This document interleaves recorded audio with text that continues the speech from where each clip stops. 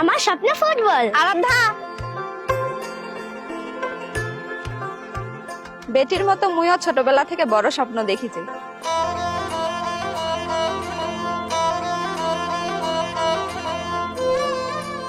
Tension নিয়ে না, একবার বললে আবার বাড়ির সামনে ডাইরেক্ট নামাই দিবি।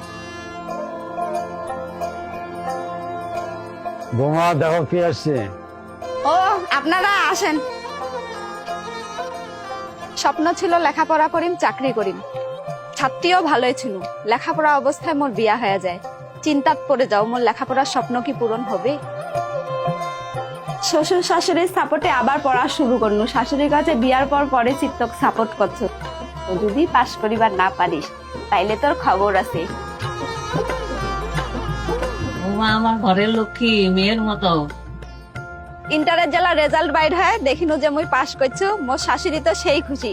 মোর স্বামী বাজার থেকে মিষ্টি নিয়ে আসে, আর মোর শ্বশুর তো সবাকে মিষ্টি খাইয়ে বেড়ায়। গ্রামে তো মেয়েরা পড়াশোনা করে না, কিন্তু আমার বৌমা বিয়ের পরে ডিগ্রি পাস, এবং ওর এই দিকটা এখন অনেকেই লেখাপড়া করে। বলি, ডিগ্রি পড়ার সময় বড় মেয়েজন পেটে আসছিল। আমি বললাম যে পড়াশোনার দরকার নাই, বাচ্চার ক্ষতি হইতে পারে।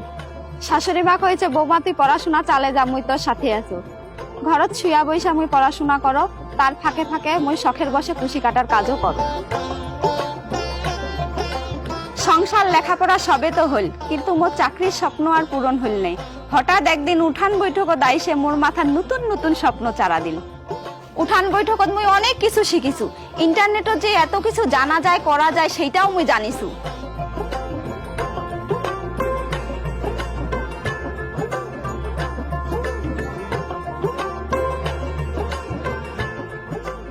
ও দিদি, দেখ তোর বানানো জামাটা মুই মোর বেটি গেছতে। হ্যাঁ, সুন্দর লাগেছে। এলা তো সারা গ্রামের মানুষ মোটে কাপড় বানাছে। ভাবেছ ইন্টারনেটত একটা পেজ খুলাম, তাইলে সারা দেশের মানুষ মোর কাপড় কিনিবা পারিবে। উঠান বৈঠকের কুইজত মুই এই ফোনটা পাইছু। এলা মোটে অনেকেই আইসে, অনেক কিছু দেখিবার, অনেক কিছু জানিবার। মুই যেইলা জানো না, মুই ফোন থেকে বাইর করে মোর বেটি পড়েবা পাচ্ছ। মোর মেশিন যদি নষ্ট হয়, তাও মুই এই ফোন থেকে বাইর করে দেখে দেখে ঠিক করিবা পারো। গ্রামত বসে ইন্টারনেটত কত কিছু করা যাচ্ছে, সেইটানে মাথার নতুন নতুন চিন্তা এসেছে। ভাবেছ কোনটা দিয়া যে শুরু করিম।